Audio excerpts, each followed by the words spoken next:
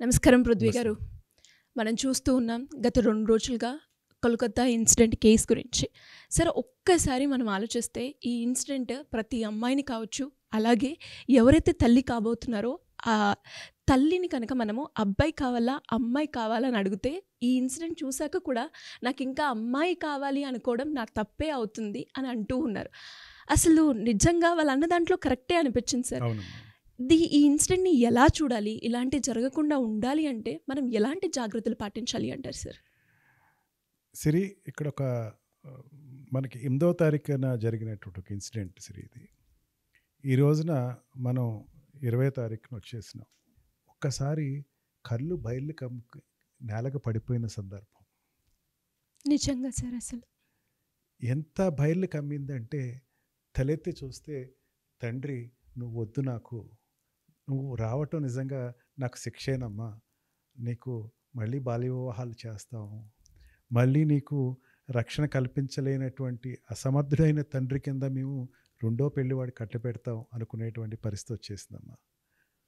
నేను అనుకుంటా ఉంటా, ఒకవేళ ఈ చనిపోయినటువంటి అమ్మాయి యముడి దగ్గరికి వెళ్ళుంటే మొదట ఆ అమ్మాయి యముడు ఓదార్చుతా, ఏంటమ్మా ఇంత త్వరగా వచ్చేసావు, ఏంటి నువ్వు చేసిన తప్పు ఏంటి, ఎందుకు ఇట్లా జరిగిందంటే నేను చాలా పెద్ద తప్పు చేశానండి, అందుకే చాలా త్వరగా ఇక్కడికి వచ్చేసానని చెప్పుకుంటుంది.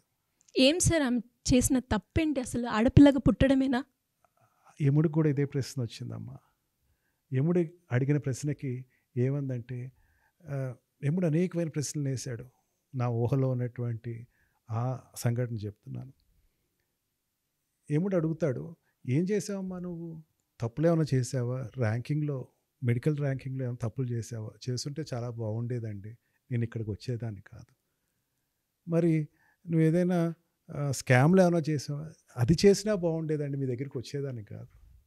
మరి ఇంకేం చేసావు తల్లి నువ్వు, ఏమన్నా ఈ మారక ద్రవ్యాలు ఏమైనా తీసుకున్నావా, ఏమైనా అది చేసినా బ్రహ్మాండంగా ఉండేదండి, నేను అదే చేయలేదండి. అట్లన్నిటికీ వ్యతిరేకంగా పోరాడటం నేను చేసిన పెద్ద తప్పండి. ఆ పోరాటం కూడా ఒక ఆడదానై పోరాటం నేను చేసిన పెద్ద తప్పండి. నేను చేసిన తప్పల్లా మీరు అడిగినటువంటి ఆ మూడాట్లకి నేను వ్యతిరేకనయ్యి ఈ రోజున ఇక్కడ మీ ముందు నుంచుని ఒక పెద్ద ప్రశ్నకి నాంది పలుకుతున్నానండి నేను. ఓ యమా, నేను చేసిన పెద్ద తప్పు ఏంటంటే ఆడదానిగా పుట్టడం. అదేంటమ్మా ఎందుకు అంత ఆవేదన పడుతున్నావు అని ఏమిటి అడిగితే, నాకు వెనకాల నా తల్లిదండ్రులు ఉన్నారు, నా అక్క చెల్లెలు ఉన్నారు, నా తోటి విద్యార్థులు ఉన్నారు, వాళ్ళందరికీ నేను మెడికల్లో జాయిన్ అయ్యేటప్పుడు మంచి ర్యాంక్ తెచ్చుకుని జాయిన్ అయ్యేటప్పుడు చాలా ఆశయాలతో జాయిన్ అయ్యాను. నేను సంఘాన్ని ఉద్ధరిద్దాం అనుకున్నాను, పేదవాళ్ళకి నేను నా యొక్క వైద్య సేవలు చేసి నేను ఒక గొప్ప మహిళ కింద ఉందామనుకుని వచ్చాను ఇక్కడికి. ఎవరైనా సరే అనాథలు అభాగ్యులు ఎవరైనా వస్తే కనుక వాళ్ళకి ఉచితంగా వైద్యం చేయాలని చెప్పి వైద్య వృత్తి తీసుకున్నాను. వైద్య వృత్తి అంటే చాలా కష్టమైనది ఏమా, ఎంత కష్టమైనదంటే మా వైద్య వృత్తి అయిపోయి నీ బయటకు వచ్చేసరికి నా వయసు 30 దాటేసి 40లోకి వచ్చేస్తుంది. అయినా సరే పర్లేదు, వైద్యం చేసేటప్పుడు ఆ ఆత్మ ఆనందాన్ని నేను పొందాలనుకున్నాను. అటువంటి సమయంలో నేను ఇక్కడ జరుగుతున్నటువంటి అరాచకాలు ఏదైతే ఉందో, రాజకీయ నాయకులు పన్నాగం వేసినటువంటి ఈ సాలిగుళ్ళు ఏదైతే ఉన్నాయో, ఇక్కడ ఎవరైతే ఈ మాదక ద్రవ్యాలు నడుపుతున్నటువంటి రాకెట్ ఏదైతే ఉందో, నేను బయట చెప్పడం చేసిన పెద్ద తప్పు. నేను స్టూడెంట్ కింద కొంచెం సంస్కరణ చేద్దాము, తర్వాత రేపు పొద్దున ఎవరికైనా తర్వాత నాకులాగా వచ్చేటువంటి ఒక మహిళకి రక్షణ ఉంటుందని చెప్పేసి నేను తీసుకున్న పెద్ద తప్పు ఏంటంటే బయటికి చెప్పటం. దానివల్ల ఏమైందంటే ప్రిన్సిపాల్ నన్ను ఉరేసుకున్నాడని చెప్పాడు. ఏమా నువ్వు మీ అమ్మాయి ఉరేసుకుని చనిపోయింది, ఏదో బలమైన కారణంతో తను ఉరేసుకుని ఆత్మహత్య చేసుకుందని చెప్పి ప్రిన్సిపాల్ చేతులు దులిపేసుకున్నాడు. అతను నా ఉపాధ్యాయుడు నన్ను నిందపలికాడు, నా ఉపాధ్యాయుడు నన్ను తప్పుపట్టాడు. తండ్రి వయసు కోసం, తన రక్షణ కోసం, తన పదవి కోసం నాకు ఎవరైతే రక్షణ కల్పిస్తానో అని చెప్పిన పోలీసు వాళ్ళు ఎవరైతే ఉన్నారో వాళ్ళని భక్షించారు. యమా ఎంత భక్షించారంటే ఆవేదనతోటి వద్దు నన్ను ఆపండి, ఏది చేయకండి అని చెప్పేసి అడిగిన నోటి మీద పిడిగుద్దులతోటి పెదాలు పగిలేటట్టు కొట్టారు. నేను కదులుతూ ఉంటే, అటు ఇటు కదులుతూ ఉంటే నా బొగ్గలు రక్కేశారు.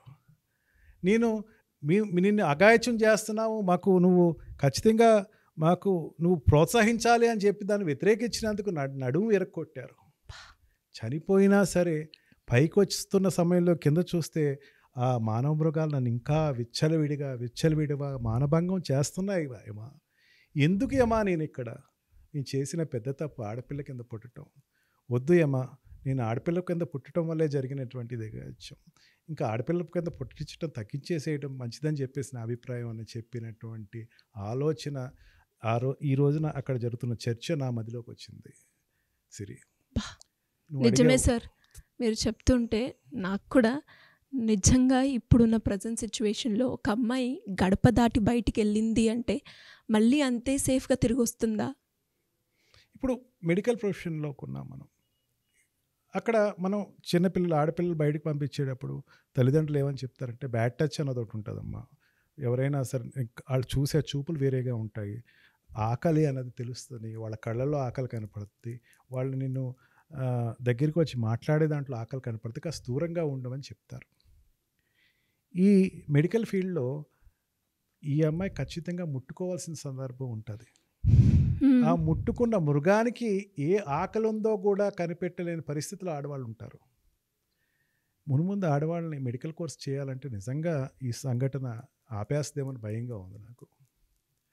ఎంత నర్రూప రాక్షసులు ఈ సమాజంలో ఉన్నారు అంటే, ఒక డాక్టర్ అంటే దేవత, ఒక దేవుడు ఉండే స్థానంలో ఉండే అమ్మాయిని బలత్కరించి ఒకడు కాదు ఇద్దరు కాదు దారుణంగా ఒకళ్ళ తర్వాత ఒకళ్ళు ఆ అమ్మాయిని చితక కొట్టి చాలా దారుణంగా ఆ లోపల ప్రొక్యూర్ అయినటువంటి స్పర్మ్ చెప్తుంది నిజం.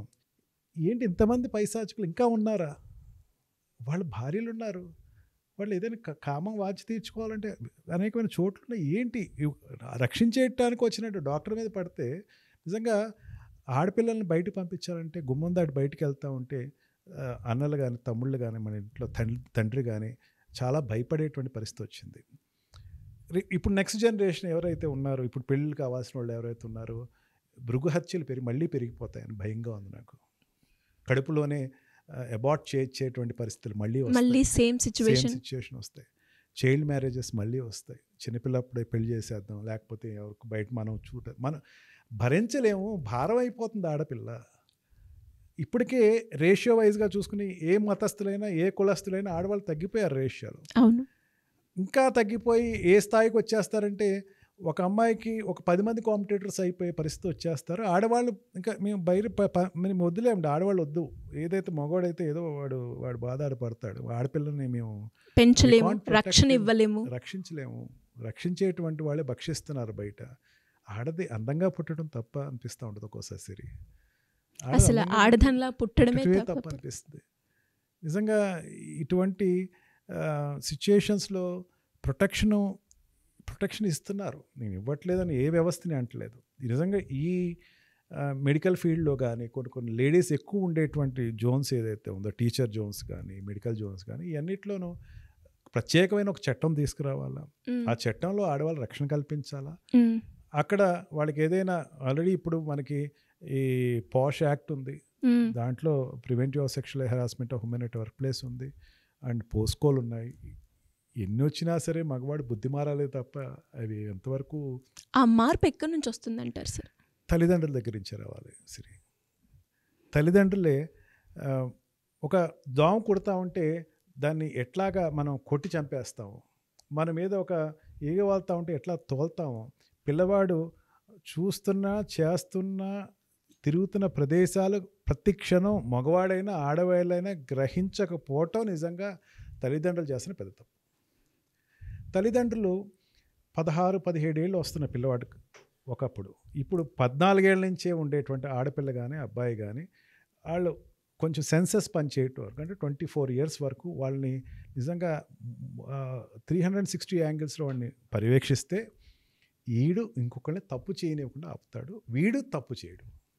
తల్లిదండ్రులు ఏమైపోయారంటే మెకానికల్ లైఫ్లో నేను చాలా బిజీ అయిపోయాను, నా కొడుకు ఏదో వాడు వీడియో గేమ్ ఆడుతూ ఉంటాడు, కాదు తప్పది. నిజంగా వీడియో గేమ్స్ ఆడుతున్నా లేకపోతే ఎక్కువ ఎక్సెస్గా వాడు ఏమైనా మీడియాలో ఉంటే కనుక వాడిని ఆపాలి, ఏం చూస్తున్నాడో తెలుసుకోవాలి. సర్వేలెన్స్ ఎక్కడో పెట్టడం కాదు, ఇంట్లో పెట్టు నువ్వు సర్వేలెన్స్. ట్రూ. బెడ్రూమ్లో పెట్టు సర్వేలెన్స్. వాడు పడుకున్న బెడ్రూమ్లో ఏం చేస్తున్నాడు, ఎవరితో మాట్లాడుతున్నాడు, ఆ ఫోన్కి నువ్వు కనెక్టివిటీ పెట్టు. చాలా కనెక్టివిటీస్ వచ్చేసినాయి, 360 యాప్స్ వచ్చేసినాయి, ఎక్కడ తిరుగుతున్నాడో చూసుకో నువ్వు. ఇవన్నీ చేస్తే కనీసం ఓకే నాకు ఎవరో చూస్తున్నారన్న భయంతో అయినా సరే ఆగేటువంటి పరిస్థితి వస్తుంది. అది ఆగనన్నాళ్ళు అది తల్లిదండ్రులు కానీ, టీచర్స్ కానీ, ఉండేటువంటి యాజమాన్యాలు కానీ, ఏదైనా పనిచేసే యాజమాన్యాలు కానీ కంట్రోల్ చేయలేకపోతే కనుక ఇటువంటి కలకత్తాలో జరిగేటువంటి ఈ సంఘటనలు ప్రతిరోజు పునరావృతం అవుతాయని అనుకుంటున్నాను. ఖచ్చితంగా సార్, మీరు చెప్పినట్టుగానే ఇంకా మళ్ళీ ఇలాంటి కేసెస్ గురించి మనం మాట్లాడుకోకూడదు అండ్ అలాగే ఇలాంటి ఇన్సిడెంట్ జరగొద్దు అని అనుకుంటున్నాను. ఖచ్చితంగా ఈ కేసులో ఆ అమ్మాయికి మాత్రం న్యాయం జరగాలని కోరుకుంటున్నాను. Thank you sir, thank you so much.